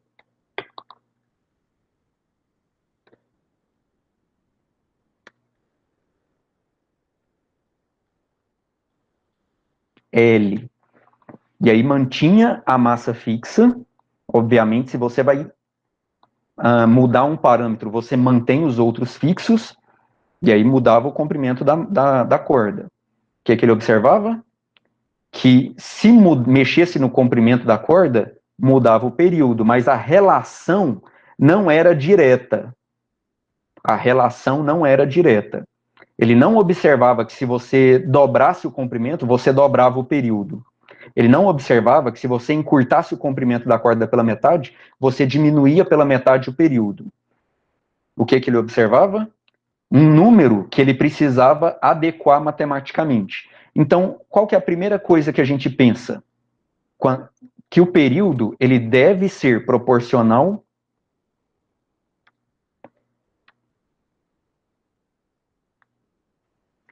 vou usar o símbolo de proporcional. Por que eu não vou usar igual? Porque igual indica que já é igual. Por exemplo, período é igual a L vezes G. Talvez não, talvez falta termos aqui, ó. Falta uma constante, falta massa. Então, eu posso usar que ele é proporcional a L. Quando eu uso só o termo de proporcional a L, quer dizer que eu estou falando que ele é proporcional a L, mas eu não estou falando que ele é igual só a L. Está faltando termos aqui, mas ele é proporcional a L. Ele deve ser proporcional a L, mas talvez não proporcional só a L, talvez precise de um parâmetro, uma potência aqui, ó, L elevado a alfa. Ele pode ser que esse alfa seja igual a 1, aí ele é diretamente proporcional a L, mas pode ser que ele seja proporcional a L ao quadrado. Quando a gente dobra o L, o período aumenta 4 vezes, porque 2 vezes L ao quadrado dá 2 quadrado, 4L ao quadrado. Quando eu dobro o L, como L está ao quadrado, o que aparece multiplicando L ao quadrado é 4, então o T aumenta 4 vezes. Será que é isso que acontece? Será que se eu dobrar o L, o T aumenta 4 vezes? Ele tem que ver a relação dos números que aparecem entre o T e o L para saber qual é o alfa. Basicamente, como aqui está numa raiz, raiz significa uma potência meio, né? A gente sabe que para adequar a relação aqui, ele chegou à conclusão que a relação entre o L e o T é de meio. Quer dizer que a gente pode tirar o quadrado dos dois lados. Então, o L é o T período ao quadrado é proporcional ao L. Ou período é proporcional à raiz de L, que seria L elevado a meio. Mas, antes de concluir isso, a gente deixa uma potência genérica lá. Quando a gente vai determinar experimentalmente a relação de uma grandeza com outros parâmetros, tipo período com parâmetro L, a gente fala o L elevado a alguma coisa. É proporcional à gravidade que ele está sentindo? Deve ser. Então, gravidade elevada a beta. É proporcional à massa? Isso é uma novidade intrigante. A gente, na época do Galileu, a gente até poderia pensar, olha, deve ser proporcional à massa. Quanto mais pesado, isso deve afetar o período. Então, vou colocar aqui, deve ser proporcional a m elevado a ômega. Tudo quanto é parâmetro que você acha que afeta, θ. Se eu colocar em ângulos diferentes, será que afeta? Vou colocar aqui um θ elevado a gama. Tudo que for parâmetros que parece que afeta, eu vou colocando eles aqui, multiplicado e uma potência. Porque eu vou fazer análise 1 a 1. Analiso a relação de T com L primeiro, vejo qual que deve ser essa potência que faz com que a relação entre o número T e o número L que eu obtenho dê certo, mas para isso eu tenho que fazer com alguns L's diferentes. Faço depois com T para G, bom, aí não dá, né, porque a gente está num único campo gravitacional. Faço com M, aí dá para fazer, eu posso colocar diferentes massas. Faço com θ, é fácil, né? Coloco esse θ, esse θ, esse θ. Faço para várias inclinações diferentes. Então, equações empíricas, a gente costuma pensar inicialmente quais são as grandezas que vão influenciar, e a gente já imagina numa construção possível assim. A gente faz várias medidas da relação daquela grandeza que a gente quer medir com parâmetros que a gente controla, parâmetros que são variáveis. Esse G aqui não. G não é controlável. A gente só sabe que o G está lá, mas o G a gente não controla. A gente não pode mudar o G se a gente quiser. Só se a gente for para várias alturas diferentes, né? Eu estou aqui, em Goiânia, aí eu tenho que ir para um lugar que está no nível do mar, depois eu tenho que ir lá para a Cordilheira dos Andes, e mesmo assim, vão ser Gs que vão variar muito pouco um do outro, mas seria uma forma de eu ter variações de Gs. Mas sabendo que essas variações seriam pequenas, talvez não seriam suficientes para eu observar uma mudança significativa em T. Mas seria um teste, eu teria que testar para saber. É uma forma de controlar o G indo para locais de alturas diferentes. Mas fazer isso, fazer várias medidas e analisar os números, quais grandezas eu preciso aqui. No caso, Galileu fez isso e chegou nessa relação. E precisou desse 2π ainda por cima. Só o L elevado a meio e o G elevado a menos meio, ou seja, o período dele era proporcional a L elevado a meio, e G elevado a menos meio, que o meio é raiz, e esse menos significa que estava no denominador. Não era suficiente, precisava, para ser exatamente igual, de um 2π como uma constante de proporcionalidade, para fazer os números casarem. Agora sim, pôs o 2π, dá certo. Pode pôr o igual aqui. Então você tem que ir testando número a número, medida a medida. E é assim que a gente obtém uma equação experimental. Muitas equações na física são equações empíricas, equações experimentais. E eu vou querer que vocês façam em casa essa brincadeira com um pêndulo. Façam um pêndulo, peguem uma linha de costura ou qualquer coisa, pendurem algo com um peso significativo, uma garrafinha de água de meio litro e brinquem com vários ângulos diferentes. Vocês vão descobrir que essa equação ela não é válida para qualquer ângulo. Na verdade, vocês não vão descobrir. O Galileu deve ter descoberto que essa equação não é válida para qualquer ângulo. É válido só para ângulos pequenos. Ângulos θ menor ou aproximadamente da ordem de 10 graus. Sabe? Um ângulo de 40 graus já é ruim. Θ igual a 40 graus, essa equação é ruim. Θ de 90 graus, aí que essa equação aqui não presta mesmo. Essa equação só é válida para ângulos pequenos. Então, experimentalmente, ele já via que essa equação não batia se o ângulo fosse muito grande. E a gente consegue observar isso matematicamente. Por que essa equação não é válida para ângulos muito grandes quando a gente vai demonstrar ela usando lei de Newton? Cara, é muito massa isso. Então, por hoje é só. Eu vou colocar lá no que é acadêmico. Depois, as atividades para vocês fazerem. O que eu quero que vocês brinquem exatamente com esse experimento do pêndulo. É só para vocês fazerem algumas medidas. Sabe? Constrói o pêndulo, ergue um ângulo e cronometra. Vai contando algumas oscilações. Contem, por exemplo, 30 oscilações para o cronômetro do celular mesmo e dividam aquele tempo que vocês obtiveram no cronômetro do celular por 30, que foram 30 oscilações. Aí vocês vão obter a média do tempo de uma única oscilação. Porque o erro que vocês vão obter, se vocês olharem uma única oscilação e parar o cronômetro, vai ser grande. Por exemplo. Então eu quero que vocês façam para ângulos diferentes, para vocês verem que o ângulo não vai mudar. Façam para comprimentos de linha diferentes, para vocês verem que o comprimento da linha vai mudar o período, e ver se essa equação funciona. Diga. Professor, é tipo assim, ó, eu pego uma linha, pode até ser uma linha de anzol, né? Ou qualquer outra linha. Eu pego a linha, marro num litro de refrigerante com água. Aí eu marro em algum lugar, e aí eu pego esse litro, balanço ele e eu marco, por exemplo, 30 segundos. Você não marca 30 segundos, você cronometra o tempo de 30 oscilações. Vai e volta. Vai e volta. A hora que ele vai e volta, vai e volta. Aí quando ele vai e volta, é um período. Foi e voltou de novo, 2 períodos. Foi e voltou de novo, 3 períodos. Cronometra esse vai e volta umas 30 vezes, por exemplo. Aí você para e divide por 30, porque você quer o tempo de uma única período, que é uma única vai e volta. Aí eu pego e divido por 30, o tempo que deu. Ou se você... não quero contar 30, eu quero contar só 20. Aí você divide por 20, porque você quer o tempo de uma única oscilação. E aí vocês têm que tomar cuidado, tipo, eu vou deixar encostado na parede, vou prender na parede, aí aquela garrafinha vai ficar raspando na parede, vai ter atrito, coisas do tipo assim. Mas ele pode amarrar, tipo, numa vigota de casa, né? Você põe na vigota e balança. Mas aí, agora, a minha dúvida Coloca um cabo de vassoura preso em algum lugar e prende ele nesse cabo de vassoura, não sei.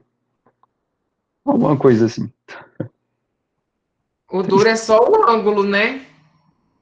Não, mas vocês não precisam ser exatos com um ângulo. Eu vou pedir que vocês façam em alguns ângulos diferentes, mas sempre tem que ser ângulos pequenos. Tipo, façam 5, 10 e 15 graus. Mas não tem que ser um 5 exato, não tem que ser um 10 exato. Faz mais ou menos. Mas façam comprimentos de corda diferente, aí o comprimento dá para ser mais exato, por exemplo. Diga, Frederico, você levantou a mão aí. Uma pergunta. Genericamente, quando você está fazendo a determinação de uma equação a partir de um experimento, você sempre coloca um K, ou um J, ou você bota uma variável indeterminada lá dentro para dar consideração de um elemento não que seja um escalar daquilo que você está medindo. No caso, 2π ali é um K que ele achou no meio do caminho. uma das razões dele estar usando o 2π é porque ele estava fazendo aquilo lá dentro de um movimento, dentro de uma rota circular, né? Ele estava entendendo isso. Mas existem casos onde esses casos, na verdade, se transformaram em funções com o tempo. A pergunta que eu quero fazer, da onde que você tira esse negócio, entendeu? Que negócio? Não Essa entendi que ideia negócio. do 2π aí. Ah, tá. Nesse caso, isso foi uma discussão do semestre passado e eu esqueci a conclusão que a gente chegou, do que poderia ser. É porque a gente não chegou na conclusão. Não, a gente não chegou, mas é porque não dava para chegar. A gente só falou, olha, faz sentido, parece que pode ser isso, porque faz sentido. E eu não lembro mais o que era que a gente chegou, numa conclusão do que parece fazer sentido.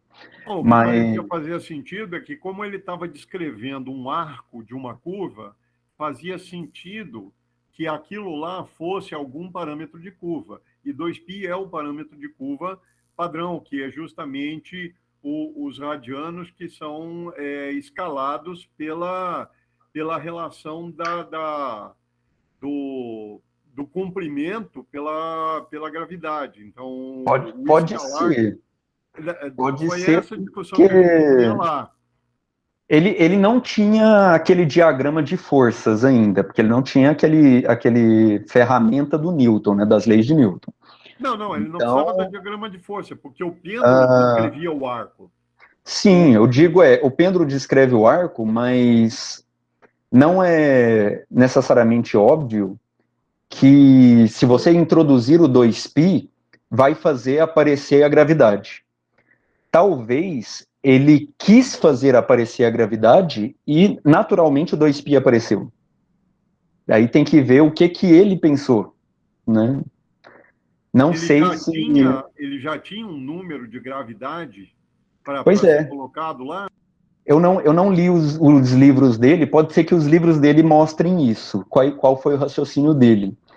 Não sei se ele imaginou que a gravidade deveria influenciar e, consequentemente, ele quis fazer a gravidade aparecer, e isso naturalmente fez o 2π aparecer. Ou se ele já esperava que o 2π aparecesse, mas isso seria... Bom, eu não duvido que ele seria incrível de já ter uma visão assim, de, eu acho que vai aparecer esse número, como alguém que bate o olho e quase que dá conta de fazer as contas de cabeça, sabe? Já não tem certeza, mas, tipo, eu já tenho uma noção que deve dar isso. E já começa a construir a matemática. Você falou que ele não tinha o diagrama de força? Não tinha. Não tinham esse hábito de fazer diagrama de força, porque não tinha ainda a análise de como que a força afetava o movimento. Você aplica uma força... Até aquele momento ele não sabia que tinha gravidade? Ele sabia que tinha gravidade, ele só não sabia o que era. Sabia que tinha gravidade, mas eles não trabalhavam com o conceito de força.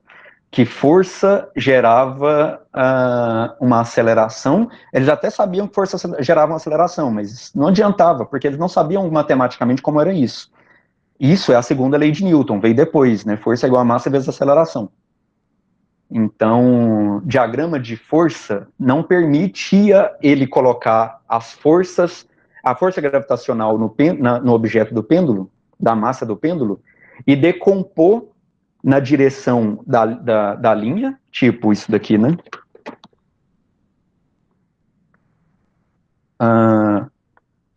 Aqui está o pêndulo, a força F está para baixo, que eu desenhei muito mal aqui. Toda vez que eu saio daquela janela, tem que aparecer essa janelinha chata aqui.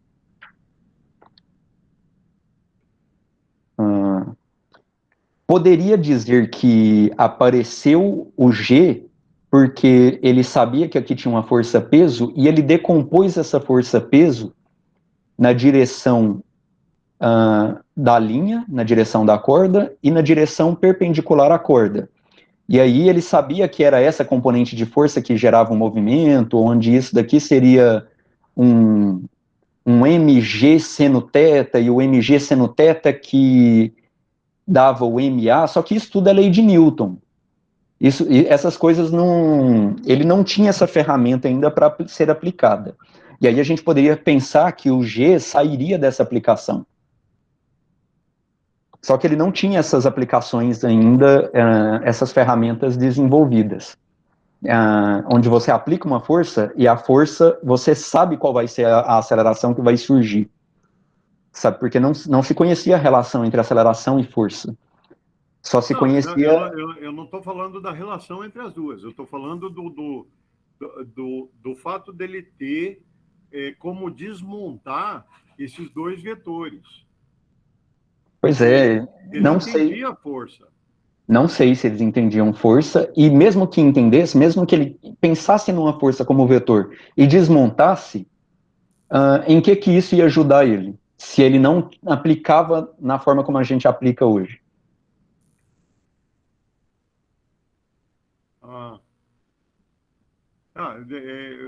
A minha pergunta é porque vira e mexe, você pega uma equação e o que você vê é que a equação tem sempre um K lá em algum lugar.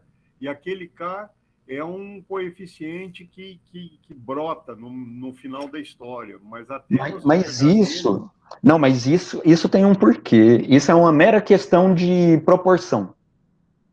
Isso é uma mera questão de proporção. Porque todos eles são escalares. Essa parte eu entendi. Não, mas não é por ser escalar, mesmo que fosse vetor. Mesmo que fosse vetor. É uma escala do vetor. É uma escala de qualquer ordem vetorial. Independente se o vetor é de ordem 1, 2, 3, 4, 5, N, se é um tensor, se é um fasor, não importa. Sempre tem um K no meio do caminho, e esse K, ele brota lá no final da história para conseguir juntar os números. Não, mas esse K ele não brota do nada. A questão é essa, o K não brota do nada. Eu não disse que era do nada, eu disse que ele brota. Pois é, mas ele também não brota. Ele é colocado na mão. Como é que é, Pedro? Esse K que ele está falando aí poderia ser um fator de correção ou algo assim? Ele não é um fator de correção, ele é uma proporcionalidade entre as grandezas que a gente está relacionando. Tipo, por que não tem esse K na lei de Newton? Pessoal, eu tirei foto, quer dizer que eu fiz a chamada, eu já deveria ter liberado vocês, mas eu estou avisando que vocês podem sair se quiserem. Vou só continuar essa discussão aqui. Mas a chamada está feita. Mas, tipo, por que não tem força igual a massa vezes aceleração? Por que aqui não tem uma constante de proporcionalidade? Por que só tem a massa e a aceleração e não precisa de um K, que geralmente é chamado de K? Porque, nesse caso, a unidade de força não era definida. E aí definiu-se a unidade de força como a partir da massa e da aceleração. Definiu-se que quando você tiver uma unidade de massa não é nem 1 quilograma, porque nessa época aqui quilograma não existia. Tá? Existia a libra, existia outras unidades de massa, mas quilograma não. Quilograma é algo mais recente.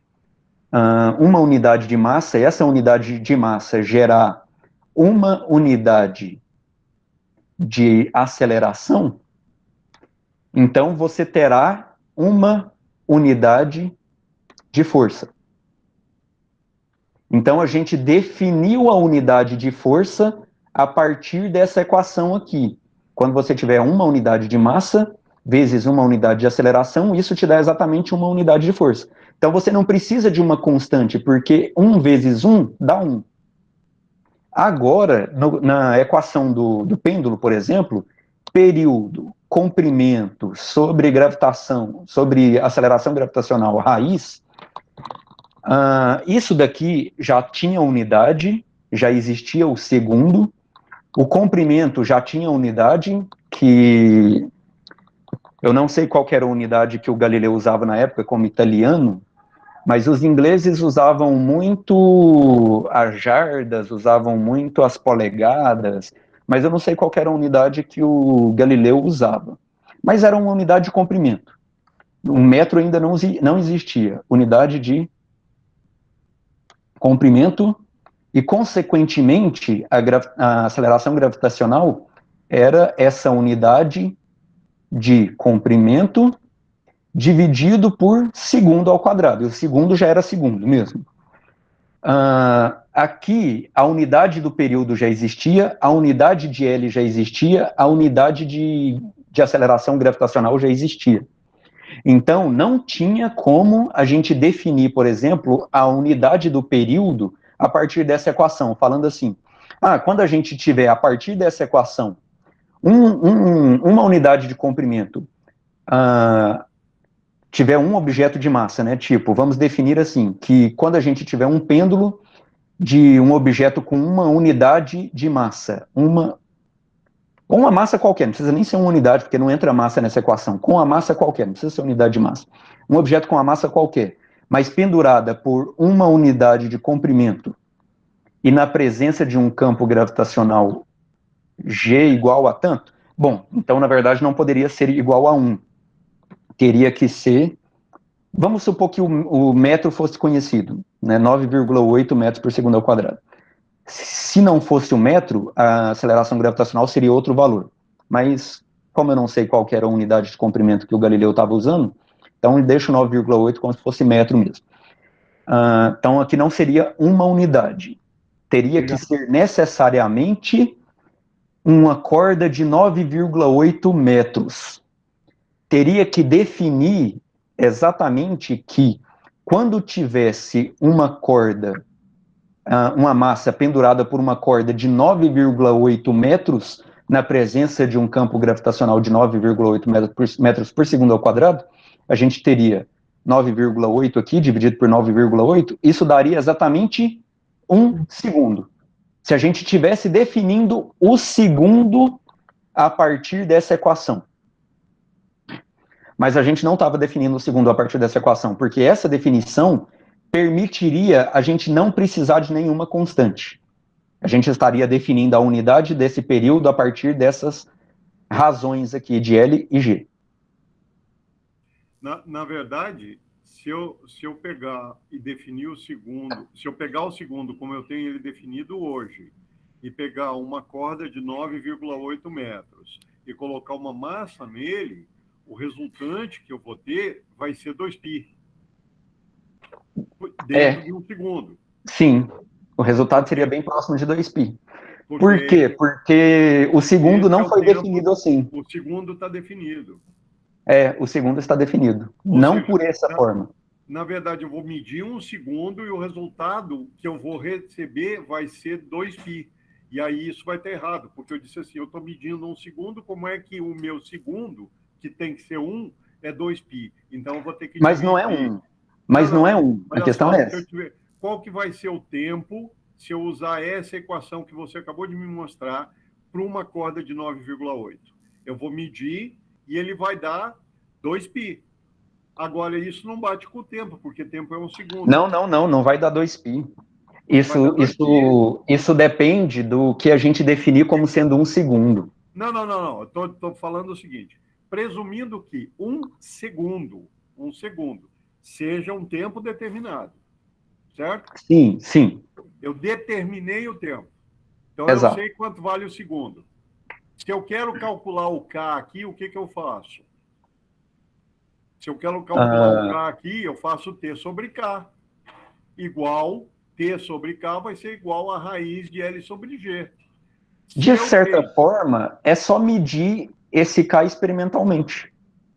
Sim, é isso que eu estou falando. Se eu sei qual é o tamanho do segundo, uma vez que eu tenha 9,8 metros e eu medir isso durante um segundo, o meu T aqui vai dar 2π. Está errado, porque deveria dar 1. Então, eu tenho que dividir isso por isso para ter o meu resultado de um segundo, que é o tempo que eu tinha determinado. Eu ajustei a fórmula determinando o valor de K a partir da medida. Sim. Se você não tivesse o K, o T e isso daqui não bateria numericamente. Não bateria com o segundo. Não bateria com os valores experimentais. Com os valores experimentais. Você cronometra o tempo do período, você mede o comprimento da corda e você sabe a aceleração gravitacional. E aí você faz todas as contas e fala, isso não é igual a isso. Só é igual a isso se tiver exatamente tal número. Aí você vê qual o número que falta para dar igualdade. Encontrar o número que falta para dar igualdade não é difícil, é só passar isso daqui dividindo. É só pegar o T que foi medido experimentalmente e dividir pelo raiz de L que foi medido experimentalmente. O G, no caso, não foi medido experimentalmente. Isso vai ser igual a K. Entendi. Isso vai ser igual a K. Não, exatamente. Entendi. Agora eu sei de onde é que apareceu o 2π. Exato. É porque a medida não bate, a medida não bateria. É exatamente isso. Aí, como as medidas não batiam, o que ele fez? Ele pegou os T's que ele tinha medido, porque como o resto estava coerente, ele saiu dividindo um pelo outro, como o resultado que ele tinha do outro lado era a própria coisa, o resultado é uma constante. Aí essa constante isso aí. nasceu 2π. É isso aí, exatamente. Eu só não sei... Agora eu entendi. O engraçado é a coincidência muito grande de dar um 2π redondinho. Porque quando ele fazia, dava um número. De certo, ele viu que aquele número era muito próximo de 2π, né? Por que ele arredondou para 2π? Provavelmente viu que os números eram parecidos, considerou isso na margem de erro. Provavelmente. Provavelmente sim. E ele já estava trabalhando com as ideias de Galileu na cabeça. Então, ele já tinha a questão dos orbitais e dos arcos. Então, isso aí não estava fora da realidade dele. É possível até que essa equação, com esse 2π aqui, o Galileu não tenha obtido ela dessa forma, né? Não usasse 2π. Vai saber se o Galileu realmente colocava 2π bonitinho assim. Talvez só o 2π só começou a surgir quando a gente, a partir das leis de Newton, pôde deduzir a equação na raça, matematicamente. E aí o 2π saiu bonitinho. Porque antes era experimental, e experimental deixava um número lá, em vez da gente falar, esse número parece 2π, vou pôr 2π. Né? Vai que era um número mesmo, e não o 2π redondo. Não sei como que era a equação na forma que o Galileu usava. Tem que ver isso nos livros dele. Agora eu aprendi uma lógica para achar números impossíveis, ou números que estão escondidos. Mas, bom, isso aí, galera. Respondeu a pergunta do semestre passado, gostei. Não, beleza. Então vamos interromper a gravação.